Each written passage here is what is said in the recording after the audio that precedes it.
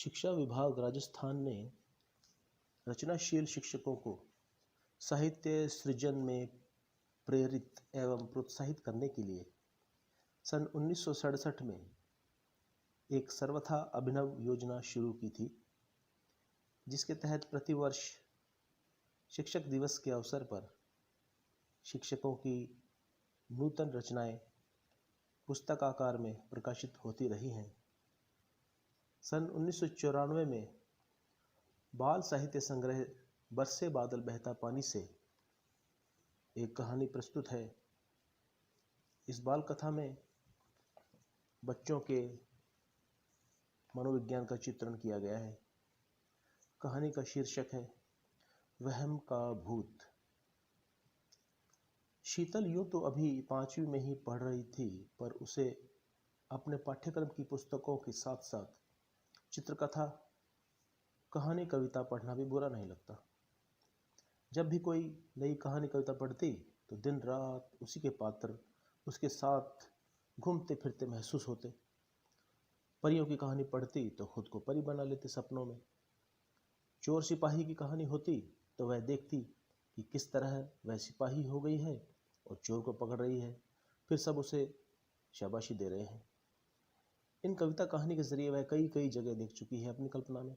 क्या ऊंचे ऊंचे पर्वत, आसमान की तरह फैले असीम समुद्र, झरझर बहते झरने, हरियाली बिखेरते खेत और जाने क्या क्या।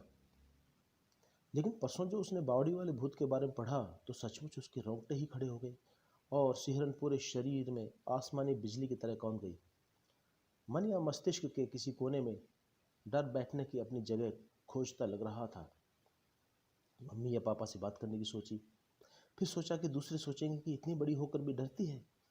क्या सचमुच भूत होते हैं? वह इसी खोज के लिए अपने दिमाग में इस प्रश्न को मथ रही थी कि तभी पीछे से उसकी दोस्त नीना ने कंधे पर हाथ मारा। हाय शीलू, हाय, चीख पड़ी शीतल। ए, क्या हुआ? भूत। अरे क्या पागलपन है। अच्छा नीना, तुम हो? मैं तो डर ही गई थी। नीना, तुम्हें मालूम है भूत होते हैं? पता नहीं भाई, हमने तो देखे नहीं। चलो तुम्हारी मम्मी से पूछते हैं।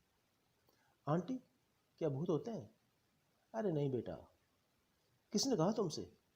मैंने वो कहानी पढ़ी थी, बावड़ी वाला भूत। अरे चल भी शीलू, अपना खेलने का समय निकला जा रहा है। खेल कर आने के बाद भी जैसे भूत वाली बात शीतल के चारों ओर घेरा डाली थी।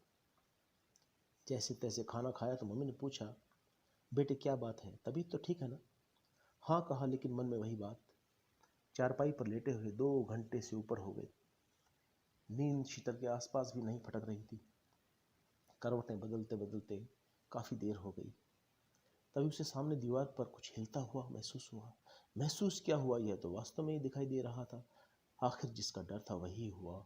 डर के मारे चीखना चाहा, लेकिन चीख जैसे गले में कहीं अटक कर रह गई। डर के मारे चादर मुंह तक खींच ली।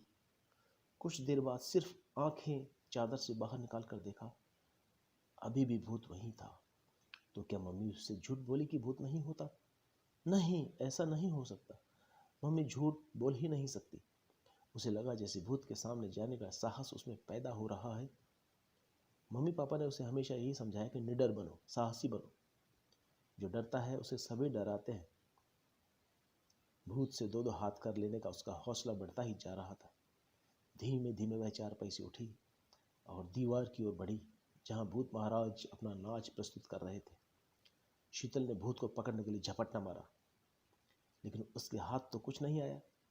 बस दीवार से नाखूनों पर थोड़ी सी रगड़ लग कर रह गई। धत, यह तो परछाई है। पापा के तार पर सूखते कमीज की परछाई, जो स्ट्रीट लाइट वाले खंबे पर लगे बल्ब की रोशनी में दीवार पर बन रही थी। शीतल जोर से चिल्लाई, मम्मी मैंने भूत पकड़ लिया है। तो मम्मी नींद से जाग गई। क्या बात है बेटे, नींद नहीं आ रही? मम्मी मैंने भूत पकड़ लिया। शीतल ने पूरी बात मम्मी को बताई तो मम्मी हंसने लगी। हाँ बेटे, यह भूत ही तो था, तुम्हारे वहम का भूत। शीतल भयमुक्त होकर हल्की हुई और सोने चल दी।